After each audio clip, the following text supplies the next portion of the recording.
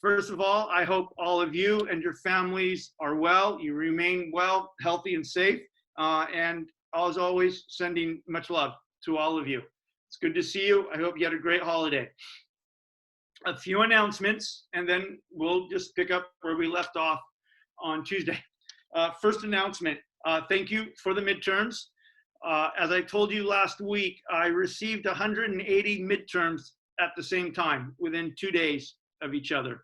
And so I've literally, proverbially been digging my way out. Happy dig, don't get me wrong, but literally just going through 180 stacked up. And I am now beginning today or tomorrow your class. Your just the way the calendar was, your midterm came at the end, the fourth of the 4 classes.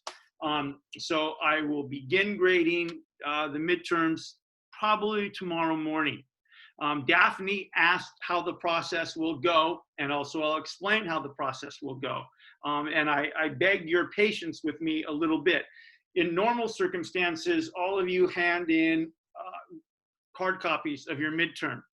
I take them and I read them, and then I write copies. I write my notes on them, and then I hand them all out in the class. So everybody receives their grade at the same time. But that is not possible in this modality, simply because it's not possible to remember the comments and send the comments over email. So what I do is I just go down the inbox and I open up your exam.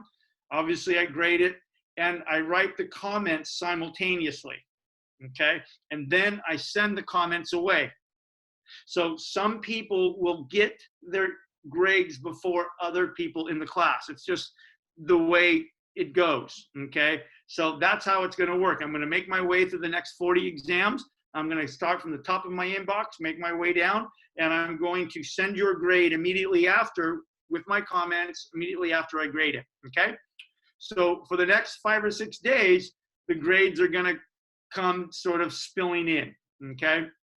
So that's the process, and I will of course write comments on all the papers. It's of course.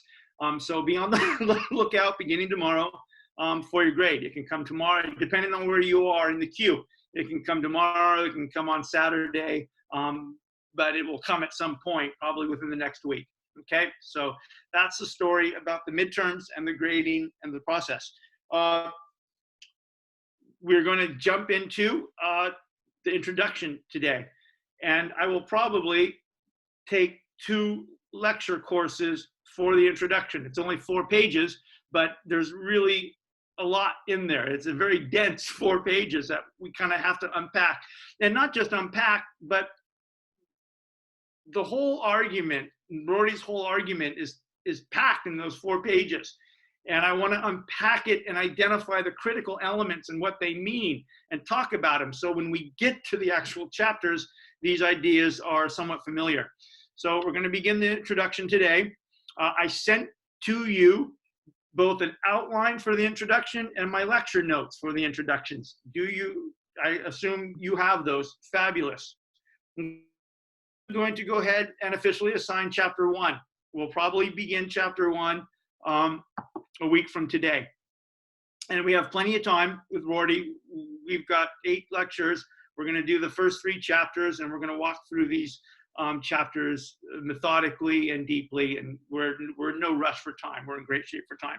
So we're going to start the introduction today, but I'm also going to officially assign chapter 1 and struggle with it a little bit. It's okay to struggle with it. And then we'll pick up chapter 1 next Tuesday. And I will send you my lecture notes for chapter 1 this week. So you'll have the lecture notes for the introduction, lecture notes for chapter 1, and those are intended to supplement your reading and supplement these lectures. So be on the lookout for that. Your final exam. Let's just, you haven't got your midterms yet back, but just to start talking about this. The final exam for this class is scheduled Thursday, May 14th. We'll talk about the time later, but it's Thursday, May 14th. It's 4 weeks from this coming Thursday. So just kind of put that on the calendar or get that in your mind space. And I will send out the actual final exam question next week. Okay, so you have it. So you can have it as we go through these lectures. Okay? So are there any questions before I get started? Yeah, Professor. Yeah. Hi, So is Justin. it hey, Professor. Is it a similar format just to what we did with the midterm? Like, is the same style? Yep. Okay. All right. Just this time, don't exceed 8 pages. Yeah. All right. Thank you, Professor. Thank you. Yeah, and exactly the same. You'll see the question pretty. In fact, you already know the damn question, right? The way I'm, even for the purposes of this class, the way that I am framing Rorty's book, and we're going to talk about more of that in just a few minutes, as this attempt to kind of radicalize the negative freedom of Mill and make Nietzsche's aristocrat amenable to liberal democratic politics, right? What's that vision look like? Is it possible? Right? How can we make Mill postmodern, and can we make Nietzschean a liberal democrat, or Nietzsche a liberal democrat? So in one way or another, that's the final exam question. Thank you, Professor. Yep. But of course, Professor, I'll I had a formalize. question as well. Yeah. Hi, Lucy. Sorry to interrupt, but which outline are we going by today? Is it the introduction one or the wait, there's introduction and there was, I think, preface? Yeah. Well, okay. So I sent you two things. I sent you an outline for the introduction, and I sent you my lecture notes for the introduction. Oh, okay, so it's kind of like the same thing? Well, one's an outline and one are the full lecture notes. Okay, thank you. But there's definitely overlap, to be sure. So okay. Keep them both in handy. All right? Okay, are we ready? Yeah. Good. Here we go. So picking up where we left off on last Thursday. On last Thursday, I took a step back and I sort of told the story from Mill to Nietzsche to Rorty. And we got at the end into a kind of introduction and very general of Rorty's project in Contingency, Irony, and Solidarity. And so what I want to do right now is pick up that moment. I want to say a few things about Rorty's project. I want to say a few things about the title of the book as it illuminates Rorty's project. And then I want to get into the actual first couple pages of the introduction. I think it's only 4 or 5 pages. So here we go. Last week and continuing today, I have described Rorty's project in Contingency, Irony, and Solidarity as an attempt to radicalize Mill's negative freedom and to make Nietzsche's aristocrat compatible with liberal democracy. And the vision here is, can we imagine a postmodern Mill? Can we imagine taking Mill's negative freedom and his concern about the harm principle? Can we imagine taking those two ideas and thinking about them from a postmodern point of view? And can we conceive of Nietzsche's strong poet, Nietzsche's knightly, aristocratic poet, person of self-creation? Can we think of that type of person as someone who is compatible with a kind of reformulated liberal democracy, right? That's the project. That's the kind of vision we are going to investigate. Can we imagine a postmodern Mill? By which I mean, can we think of Mill's notion of negative freedom? Can we think of Mill's notion of the harm principle in a kind of postmodern way? And reciprocally, can we imagine sort of this aristocratic figure that Nietzsche celebrates in both the preface and the first essay of the Genealogy of Morals? Can we think about this person, this extraordinarily emotionally strong and intellectually and creatively powerful person? Can we conceive of that person as compatible with a reformulated liberal democracy? And we've been calling this project, just for use the fact of the class, a kind of postmodern liberal democracy. Can we bring Mill and Nietzsche together in Rorty's book and envision a kind of postmodern liberal democracy? And if we can, what will it look like? What will be its defining characteristics?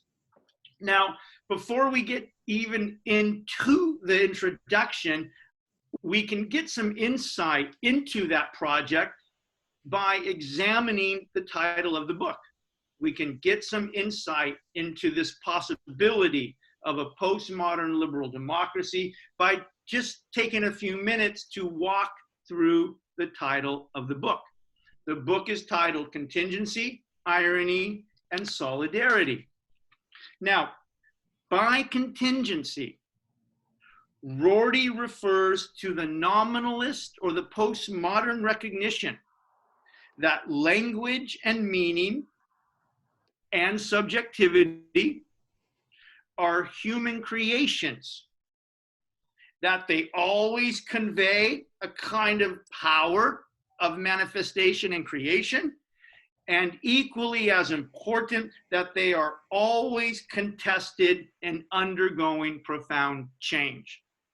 So when Rorty uses the word contingency, it's the first word in the title of the book, contingency, irony, and solidarity.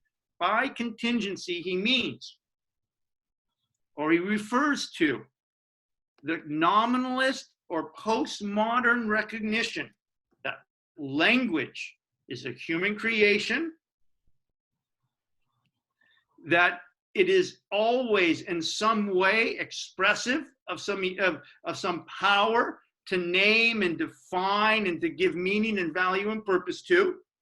And equally as important, that whatever that process produces in the meaning, in the value, and in the purposes, that those words, those meanings, and those values are highly contested, right? They are undergoing constant change and transformation. That contingency as a kind of contestation, a kind of movement, a kind of change is essential to Rorty's argument. And in fact, the first 3 or 4 chapters, but especially the first 3 chapters, all deal specifically with what Rorty will call the contingency of language. Chapter 1 is literally titled The Contingency of Language. Chapter 2 is titled The Contingency of the Self. And chapter 3 is titled The Contingency of the Community, right? And so Rorty is going to try to articulate to us, try to, I'll use Rorty's language now, try to seduce us into seeing language, seduce us into seeing the self, and seduce us into seeing the liberal community as a wholly contingent phenomenon, right? Language is a human invention, a kind of assertion of power and something undergoing constant change.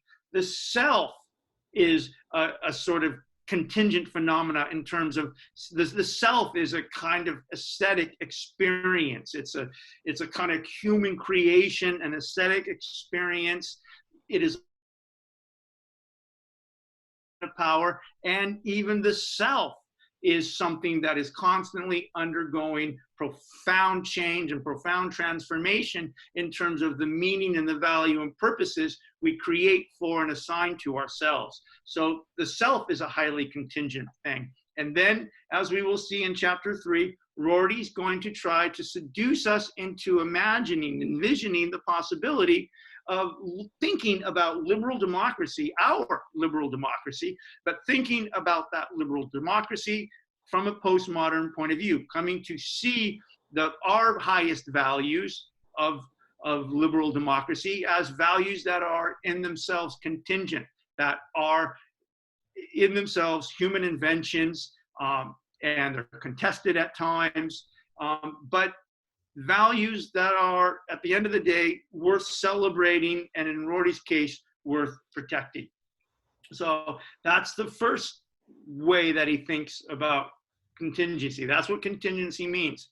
Now he turns to the second term, irony. What does Rorty mean by irony?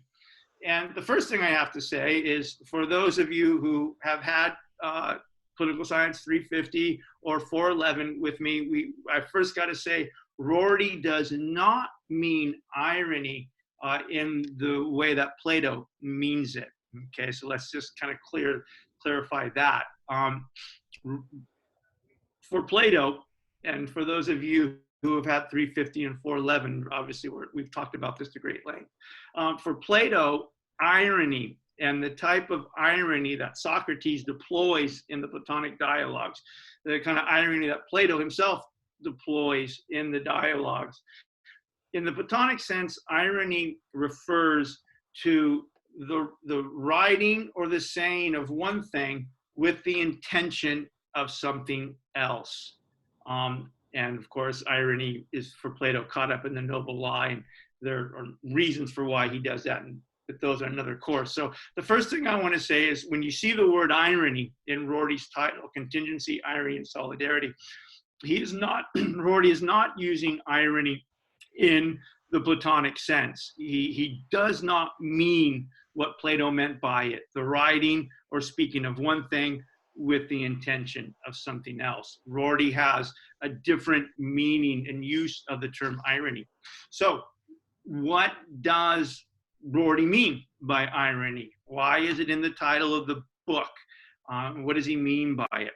So when Rorty uses the word irony, he refers to a sort of, on the one hand, very serious, and on the other hand, a sort of playful awareness and celebration of the contingency of language and the willingness and even the celebration to see one's life as a work of art.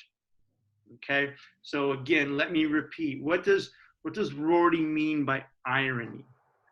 Right, and we're going to see this idea developed specifically in chapter 2, when he is cultivating this contingent account of the self.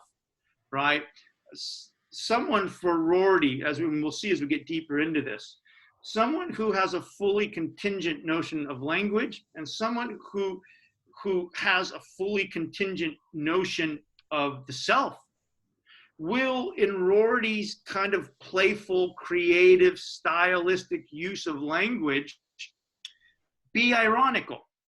And so, okay, so what does that mean, right? And so for Rorty, being ironical refers to a sort of, on the one hand, extremely serious, because this is one's life one is talking about, the creation of meaning and value and purpose in one's life. So it's a very serious thing, but also at the same time, a kind of playful awareness that one, because language is contingent, because meaning and value and purpose are things that can potentially spring from an abundance of poetic imagination and creative imagination, one cultivates a kind of playfulness about this, right? One becomes kind of joyous in the ability to play with language, to play with meaning, to invent new meaning, what he will later call to create new metaphors. Private fantasy becomes playful in this way. One becomes kind of joyful in this way. There's a kind of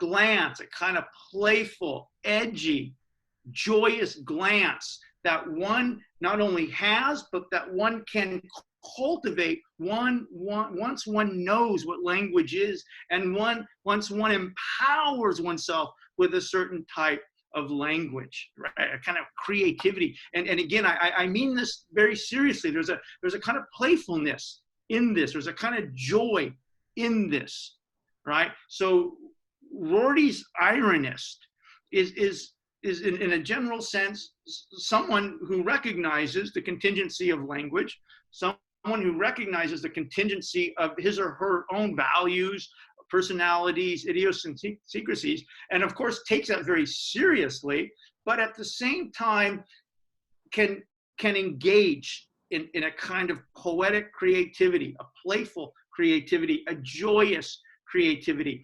And this is going to become critical to Rorty's sort of broader story about who we are, how we live, and how we relate to others.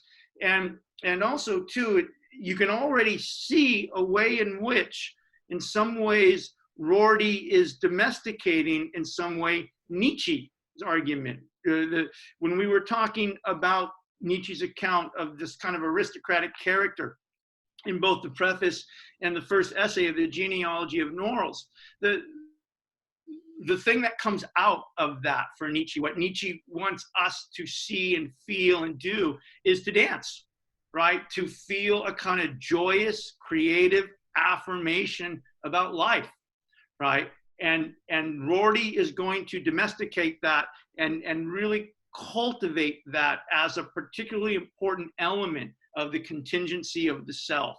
So irony for Rorty refers to a sort of, on the one hand, very seriousness, right? You and I, because there's no metaphysical truth, because there's no metaphysically true identity, no metaphysically true Nick Dungy, right? In some ways, the giving of life meaning, the giving of it value, and the giving of purpose is extraordinarily serious. It's a kind of a closest thing you can come to a kind of existential responsibility, and that demands a kind of presence and a sobriety and a seriousness, and you got to be aware of these dynamics.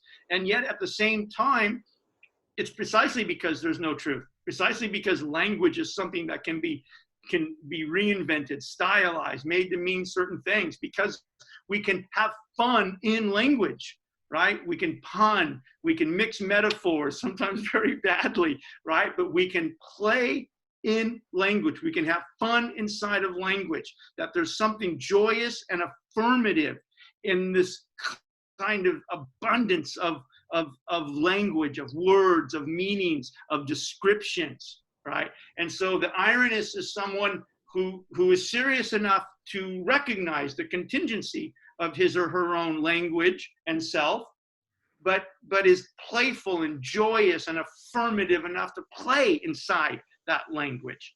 And so irony refers to a sort of very serious and playful awareness, and even a celebration and an acceptance of the contingency of language, and a willingness to see one's life as a work of art, to see one's life as an aesthetic experience, as a creative project. And again, as I just said, Rorty's drawing this directly from Nietzsche, clearly. And this celebration of this joyous affirmation in seeing language in a certain way, and in empowering oneself to become creative in the meaning of language and one's life and value and purpose. This is what Rorty in chapter 2 will call becoming a strong poet. Rorty will try to seduce us into viewing our own lives and sort of seducing us into becoming what he will call strong poets. And in an interesting way, this notion of a strong poet, who is also kind of an ironist from Rorty's point of view, is a kind of interesting fusion, if you will, not fusion, but a kind of a playing with or setting apart of Mill and Nietzsche. Mill had clearly argued that you and I, in order to become someone else's voices outside of our head, and then making our own decisions and activating these practices of freedom in pursuit of our true self. And all of that was affirmative too for Mill. And Nietzsche tried to postmodernize that and make that a kind of existential project. And Rorty's trying to celebrate that. Rorty wants to advocate what he calls the strong poet. And also for Rorty, the ironist, or this strong poet, has a kind of emotional and intellectual strength to know, to bear witness, to accept, to acknowledge, however you want to put it, to know that his or her highest values are contingent, that his or her highest values, the values of the community, the kind of dominant floating values that sort of inform and animate the social and political space, that these values are contingent, that they are historical and human constructions, that there's nothing objectively true about these values. There's nothing objectively true about one's cultural time and space and the values that this particular time and space has produced, right? And so for Rorty, again, like it was for Nietzsche, there's a kind of emotional strength that's necessary here. There's a kind of a clarity that's necessary here. And there's a kind of bearing witness to this.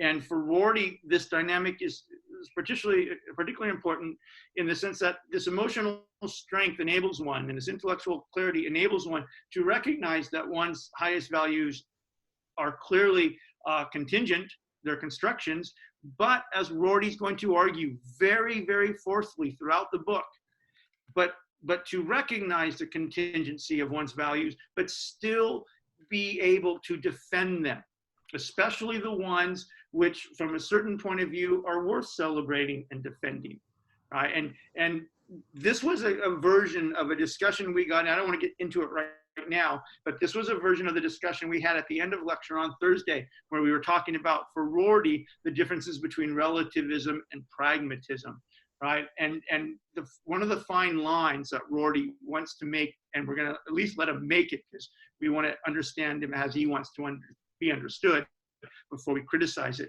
But one of the fine lines that Rorty's going to draw throughout the book, and how he's going to define pragmatism as something different, as a kind of intellectual stance different from relativism, is Rorty is going to acknowledge in this kind of ironical way.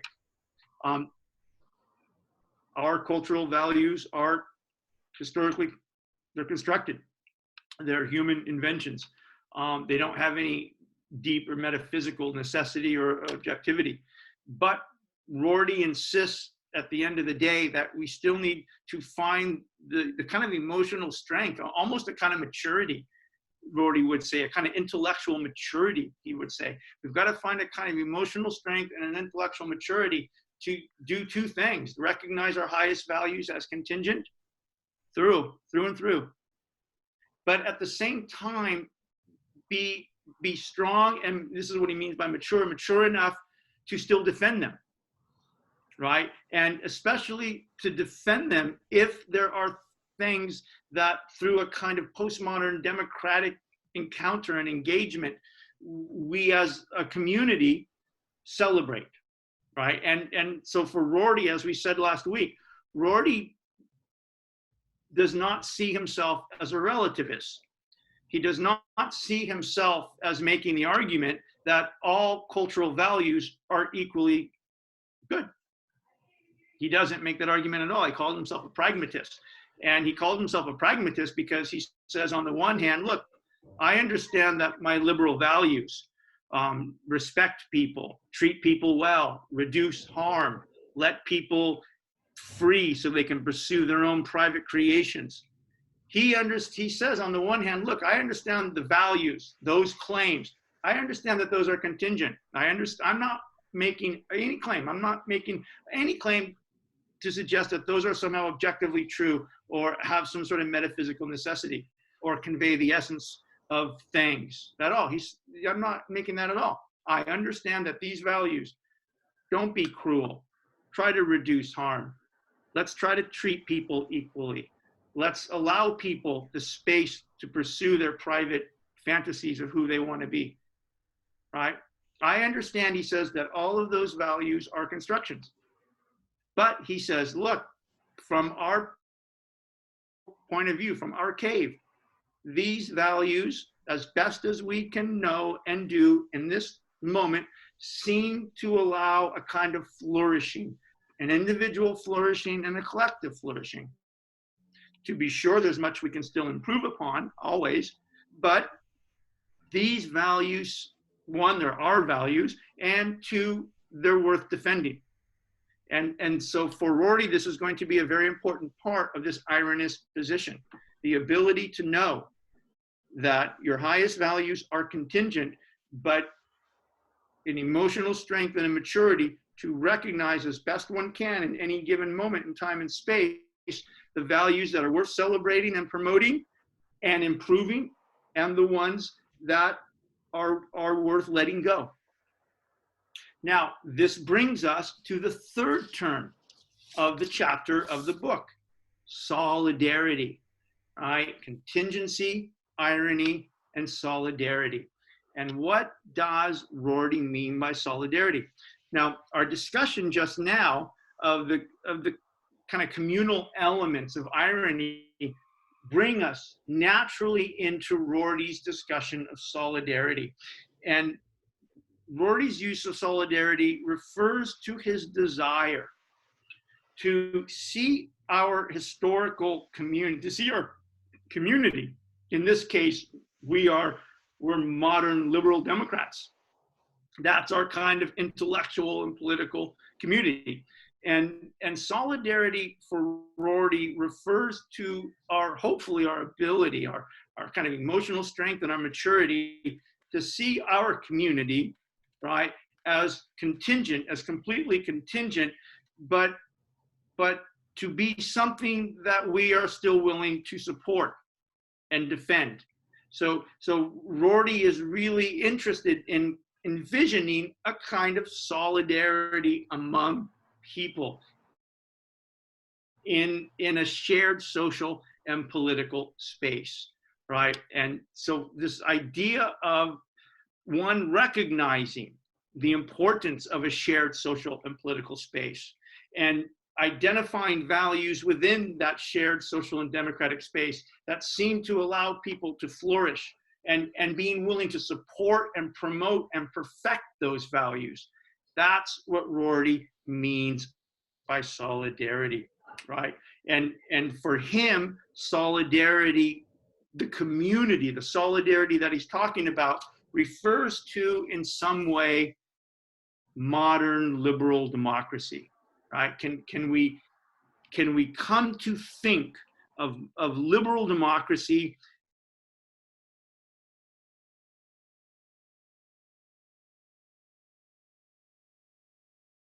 values, and can that notion, can that be enough to create a sense of solidarity amongst us? That's the project.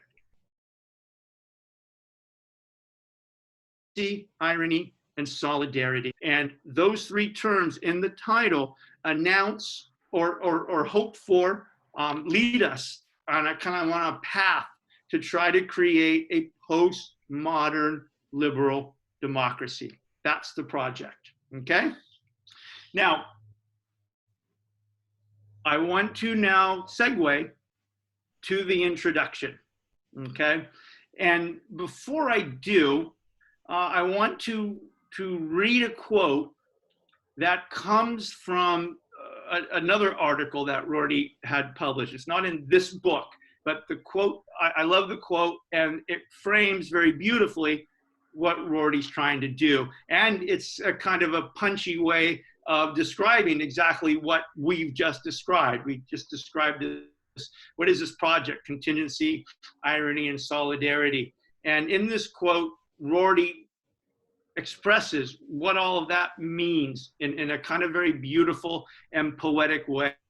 And I want to use it to kind of frame the entrance into the introduction of Contingency, Irony, and Solidarity. And I put the quote on the lecture notes. So if you have the lecture notes for the introduction, this quote is here.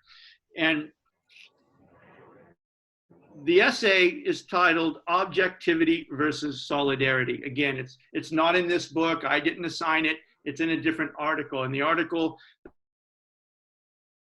and solidarity. And at the end of that article, Rorty kind of makes a Nietzschean appeal to us. He kind of gestures to this vision of a postmodern liberal democracy. And Rorty writes, quote, and again, you have this in your lecture notes, so just listen. You don't have to write it down. Rorty writes, quote, Nietzsche hoped that eventually there might be human beings, eventually there might be human beings who could and did think of truth as a mobile army of metaphors, but who still liked themselves free of resentment, free of fear, free of self-hatred, free of bitterness, but who still liked themselves, who saw themselves as good people without the need of metaphysical justification, without the need of metaphysical authorization, and for whom solidarity was enough, right? And it's a beautiful quote, and it captures the project that is in Nietzsche's Contingency, Irony, and Solidarity perfectly. This is the plan. This is the project. And so let's walk through it again, right? And he begins with Nietzsche, of course, because Rorty is a postmodernist.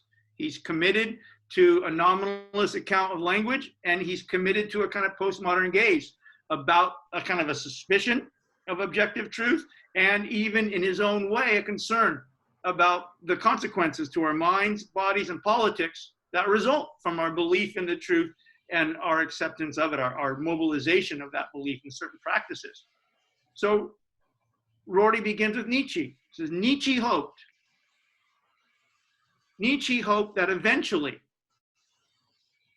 as we get better and better and better at disentangling ourselves from our metaphysical needs, from our needs for objective and metaphysical sort of authorization, of explanation, of meaning. Nietzsche hoped that eventually, because this is a difficult thing to do, it is literally what Nietzsche meant by genealogy and history, this disentangling. Nietzsche hoped that eventually there might be human beings who, like his aristocratic poet, Nietzsche hoped that eventually there might be human beings who could and did think of the truth as a mobile army of metaphors. And by the way, more on that coming. But what that means is truth as a function of language, truth as an outcome of language games, and not as truth as correspondence between language and truth. Again, more on that later.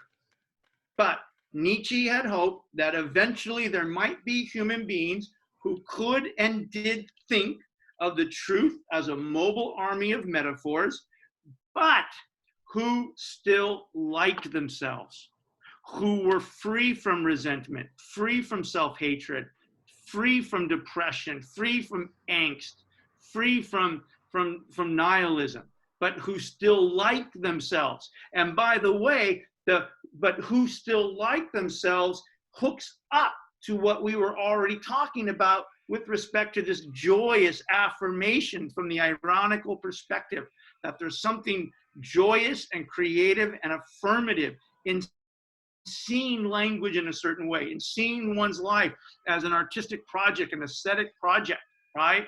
Can we be postmodern? Can we see the truth as a mobile army of metaphors, but still like ourselves, be liberated from resentment, be liberated from self-hatred, right? And celebrate who we are as wholly contingent and constructed things, but who are empowered with this extraordinary abundance and poetic capacity to affirm ourselves, to produce these meanings, who still like themselves, who knew how to dance, to put it in a Nietzschean language, but who still like themselves and this is a very profound thing, and who saw themselves as good people. Can you and I conceive of ourselves as good people without metaphysical authorization, without having to align our personal interests and desires with some metaphysical truth? Can we be postmodern? Can we see the truth as a mobile army of metaphors? Can we still like ourselves? Can we conceive of ourselves as good people, and for whom a certain kind of solidarity, in our case, a kind of postmodern liberal democracy for whom a certain kind of solidarity was enough. That's the project. So Rorty's book is an attempt to convince us that it is, one, possible to think of ourselves in this way and to still affirm life, creativity, kindness, tolerance, and respect for others. And again, another way of coming at the project. Can we sort of imagine Mill's negative freedom and harm in a postmodern way? And can we imagine Nietzsche's aristocrat and creator as amenable with liberal democracy? And this is, of course, what we're calling postmodern democracy. All right. So there's the setup, and we are now ready to begin a kind of discussion of the introduction. And in this extraordinarily poetic and I think beautiful and in many ways creative way, Rorty opens the introduction of Contingency, Irony, and Solidarity with this absolutely fabulous description of metaphysics. Earlier, we were talking with Brian about one. This is a very powerful book in many ways, and Brian had mentioned that Rorty is an extraordinarily gifted writer, and I had said playfully and even in kind of a sobering way, he's a brilliant writer, and in fact, if there's a danger to the book, it is how good a writer Rorty is, right? He's got this extraordinary ability to render otherwise sometimes complex ideas or dense ideas. He has this extraordinary ability to render those ideas in not just poetic ways, but accessible ways. And he does exactly this with the entire history of metaphysics. And it's beautiful. And so he opens the introduction by writing, "The attempt to fuse, the attempt to bring together, the attempt to connect, to fuse, the attempt to fuse the public and the private lies behind both Plato's attempt to answer the question, why is it in one's self-interest to be just, and Christianity's claim that perfect self-realization can be attained through service to others. Such metaphysical or theological attempts attempt to unite, to fuse together, attempt to unite a striving for individual perfection with a sense of community. Such metaphysical or theological attempts to unite a striving for perfection with a sense of community requires us to acknowledge, all right, and what he's suggesting, again, in a very poetic, stylized way, is something we know about all metaphysical systems of thought, right? All metaphysical systems of thought, somehow one's private meaning, one's private well-being,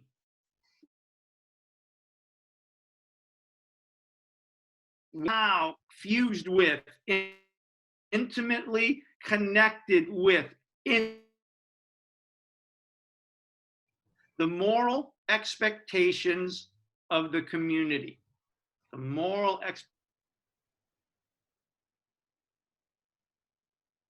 and what he's saying is that all metaphysical systems of thought, Platonic metaphysics, Christian theology, even Mill had a version of this running through his aristocratic liberalism. What he's arguing is that all metaphysical systems of thought kind of require us to see private meanings, subjective meaning, personal meaning, however you want to conceive of it, to conceive of those things as kind of simultaneous with the moral obligations of the community, or certainly a sort of a moral obligations to some notion of a higher truth, in this sense, often conceived of as the community. And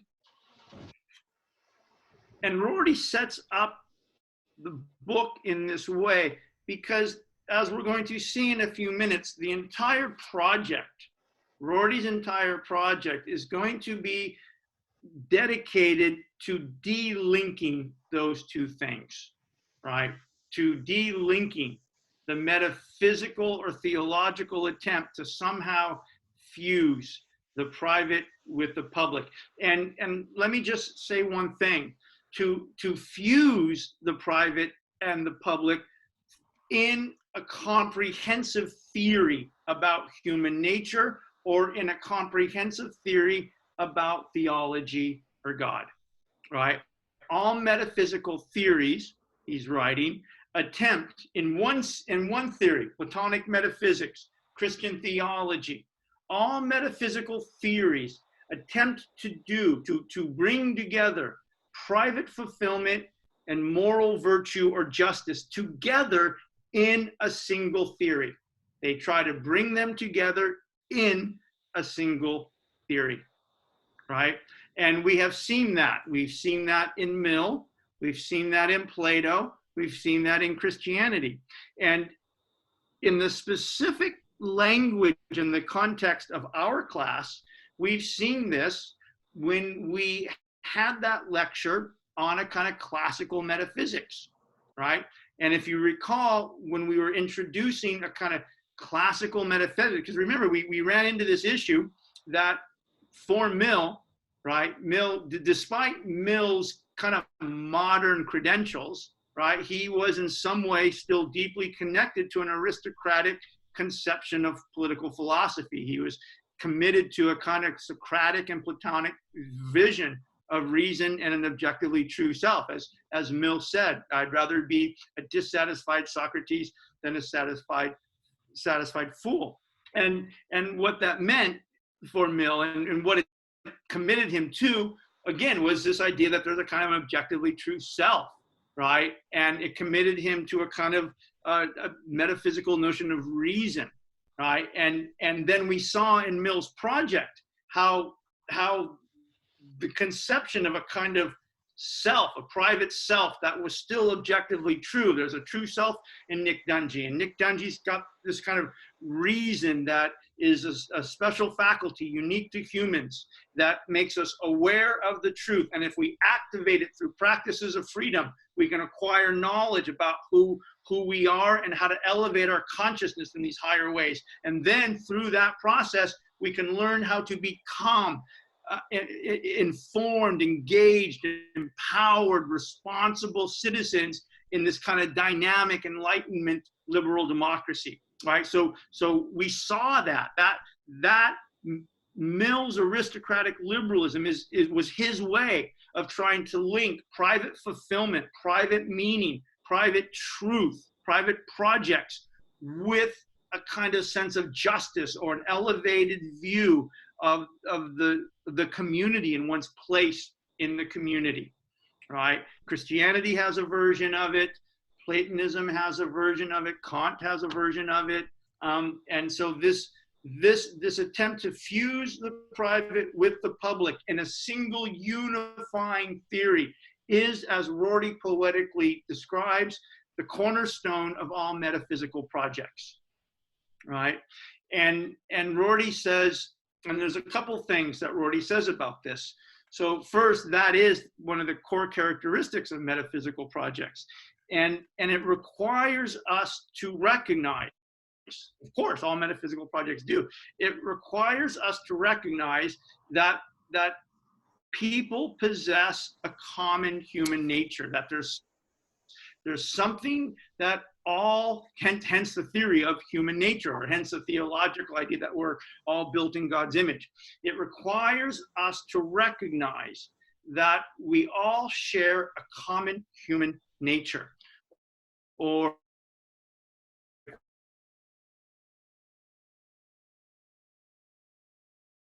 required to recognize that what we share together, what is common to our natures, or what is common to our divinity, the fact that we are made, that we are moral creatures made in the image of God. Metaphysical theories not only try to fuse the private with the public in a comprehensive theory, but in to do that requires us to recognize either a common human nature or a common source of divine origin, and therefore forces us to acknowledge, here we go, that what we share together is more important than our individuality. And this is going to be a core issue for Rorty. This is going to be a core issue. So let me repeat. All metaphysical theories, according to Rorty, try to fuse the private with the public. They try to bring private meaning, private fulfillment, private kind of truth. That's my student. Right? Together No. with justice, with the needs of the kind of moral obligation to the community, public, what Rorty here is calling the public. Now, theory, Platonic metaphysics, Christian theology, the theory itself has to either argue that there's something that all human beings, by virtue of being a human being, by virtue of human nature, share, right? And for Mill, that's reason, a certain kind of reason. For Plato, it was a kind of certain reason. Or in theological accounts, what we share is a kind of common origin from a divine being. We're all made in the image of God. We possess these souls. And so Rorty says all metaphysical theories try to fuse these two things. And in order to do that, they require us to recognize a common nature or a common metaphysical source. In Christianity's case, a divine source, that's moral. And here's the key. This is where Rorty becomes critical. It's not only that it requires us to recognize these common natures or these common sort of divine origins, but it asks us to believe, here we go, that what we share, what is common, either as a nature or a common sort of theological origin, it forces us to believe and celebrate that what we share is more important than our individuality. Right?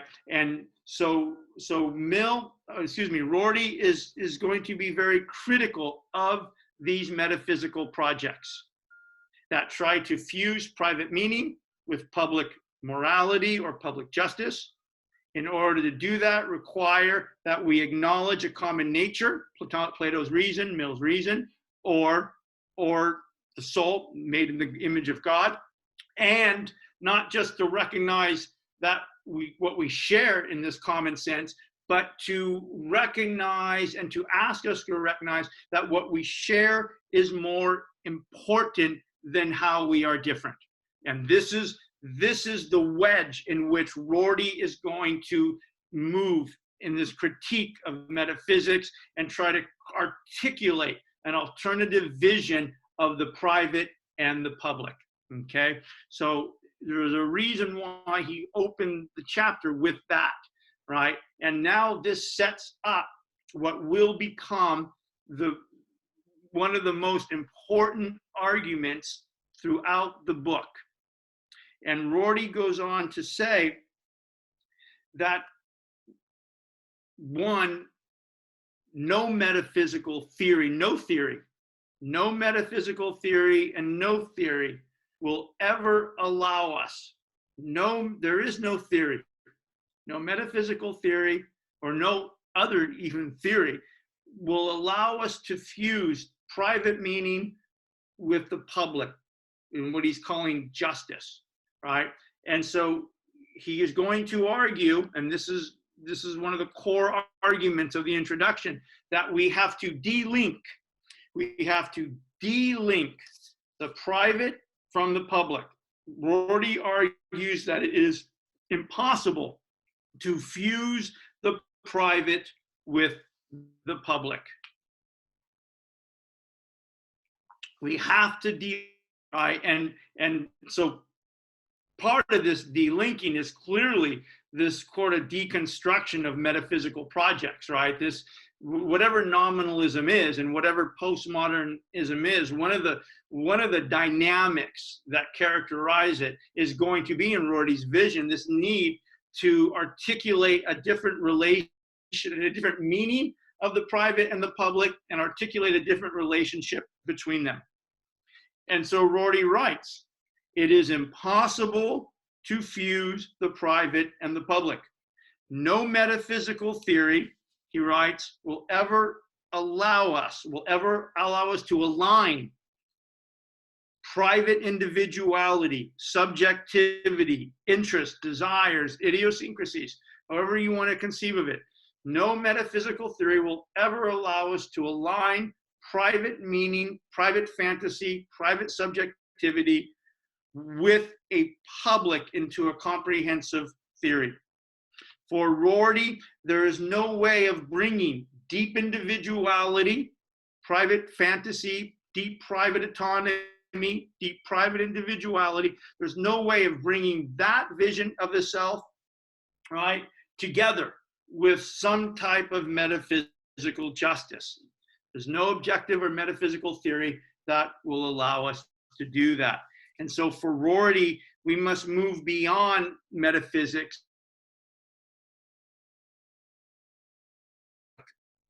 Now, in the introduction, I want to unpack that.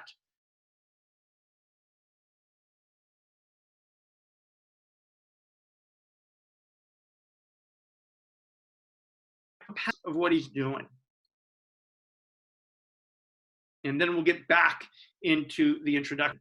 So first, why does Rorty think that there's no metaphysical theory that will help us unite in one comprehensive theory, private fulfillment and public justice, right? Why?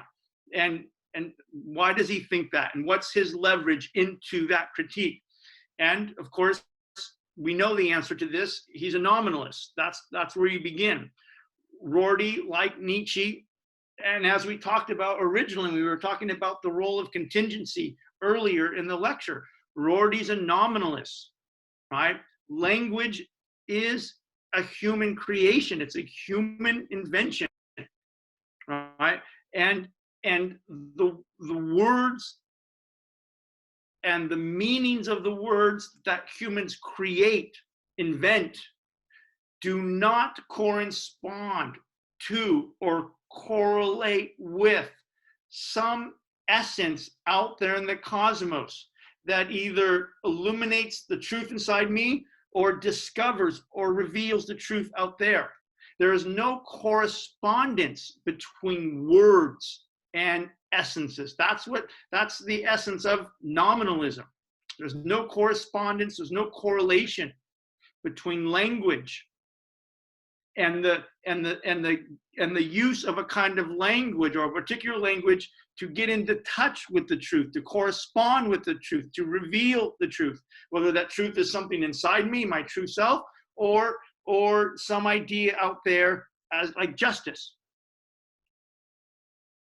Language is nominalist. The words, and by extension, the meanings, are human inventions. And Rorty will take this one step further in a kind of creative way. He will say, look, and we talked about this a little bit last week, we need to think of, again, language as contingent, as a kind of human invention, right? And as a kind of power. But what are we doing when we invent words? Why are we inventing words? What do we do when we invent words, right? And what are we doing not only when we invent words, but we assign meaning to things? What are we actually doing? Rorty sort of wants to get down to this. And by the way, he's very Wittgensteinian in this. If anybody has studied any Wittgenstein language philosophy, this is very Wittgensteinian. And what he's saying is that, what are we doing when we invent words and we invent meaning? What we are literally doing is we are inventing words and meanings to describe. to describe things out in the world and to describe concepts in our head. We exist, and we exist in a world. The world is real, and we'll have a full conversation about this in chapter 1, right? And we exist in the world. The world is real, right? And the world is kind of characterized. It's animated by all sorts of things, extant things. There's all sorts of things out there. It's made up. It's animated. It's constituted by all sorts of things and processes. And the world is animated, is made up of all sorts of things that are real and made up or constituted by all sorts of processes that are real. But these things and these processes are the effects of causes that have nothing to do with human states of mind. So the world is out there. It could even be real if you wanted to speak of it. But meaning is not out there. Language is not out there. Truth is not out there.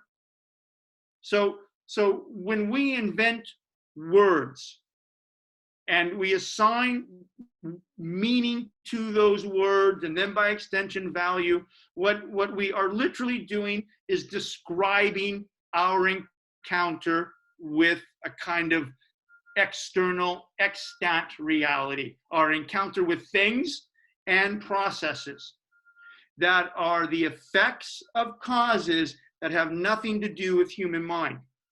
So the world's out there. As Rorty will say in chapter 1, the world's out there. There are processes out there. There's all sorts of things and processes happening that are real, that are out there. And those things are the effects of causes that have nothing to do with human mind and have nothing to do with human language. And literally, language is words are invented. Language is invented in this kind of creative, poetic, aesthetic sense, this invented, constructed sense, so we can describe what we are encountering in an extant world. So language, words are things that we invent, and we invent them to describe things and even concepts. And Rorty takes it then even one step further. Again, we were talking about last week. And so he says, so think about words and think about the descriptions, the words we invent, the descriptions, meanings that become associated with them in order that we can describe things. And so meaning, a space of meaning and significance emerges, and we can communicate and participate in that lived space in and through language. Think of those words then, if you want, if it helps you, or he says, think of those words as tools. Think of words as things that we invent, so therefore they're artificial. They don't exist in nature. Words don't exist in nature. Meaning doesn't exist in nature. Descriptions of things don't exist in nature. Right? Think of words as things we invent. And if it helps, think of them like tools, right? And so think about all the kinds of material tools human beings invent. Human beings invent hammers. Human beings invent nails. Human beings invent saws and screwdrivers and wood planes. Human beings invent all these tools that enable us to do things. In this silly example, build a house. We invent tools to do things. And we invent a hammer to do something. We invent a saw to do something. We invent a screwdriver to do something. We need all sorts of tools that we've invented that don't exist in nature. We need all sorts of tools to build a house. You can't build a house with just a hammer. You can't build a house with just a screwdriver.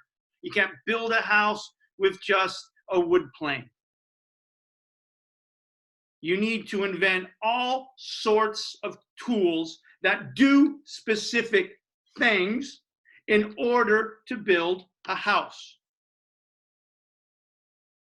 And not only do we have or conceive and can easily imagine the necessity of inventing lots and lots and lots and lots of tools to do specific things, to build a house, it would never ever occur to us as builders of houses, as inventors of tools and tool users in this silly example, it would never ever occur to us to try to use a saw for a hammer.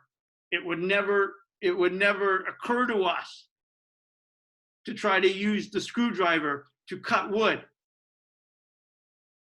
Right? And not only would it never occur to us not to try to hammer with a screwdriver or to cut wood with a hammer, not only would it never occur to us to do that, but it would never occur to us to expect the hammer to saw. And it would never occur to us to criticize the hammer for not sawing. It would never occur to us to criticize the saw for not doing the job it's not intended to do. Get the right tool.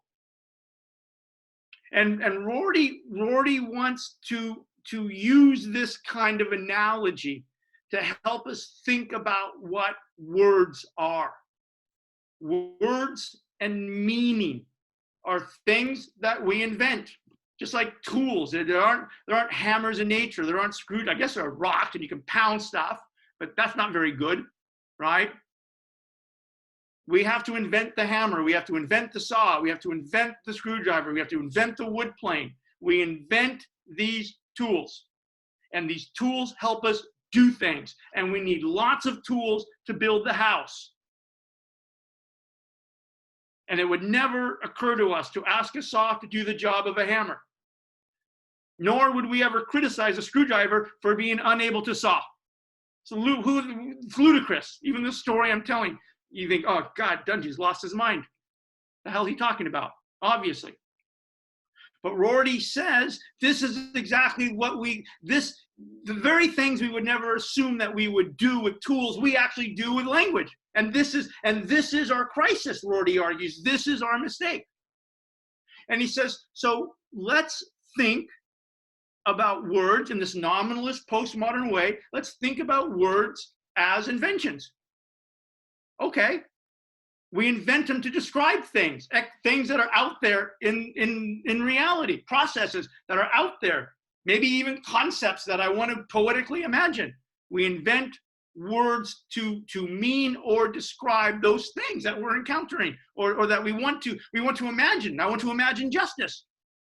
I want to imagine equality. So we invent words to describe the extant and the material things we're encountering and the concepts we want to manifest. And these words become tools. We use words and the descriptive and the meaning components of words as tools. So I have all sorts of word tools. Later, Rorty will call them metaphors. And this is what he meant when he said, Nietzsche hoped that one day people could see the truth as a mobile army of metaphors. Because the words are inventions, because they're descriptions, they're metaphors. The word doesn't literally stand for what it is. It's a metaphor. It's a description. And so Rorty says we need to begin the process of thinking of words as inventions, as tools that help us to do specific things. All right. We're going to stop there, and we'll pick this up on Thursday. Any questions? Thursday. Yep. You guys okay? Yeah, thank you, Professor. Have a good one. Yeah, Yep. Thank you, Professor. Yeah, this is terrible. I miss the fact that you guys can't scream at me. Thank you, Professor. All right. We'll see you Thursday. Be on the lookout for your midterm grades.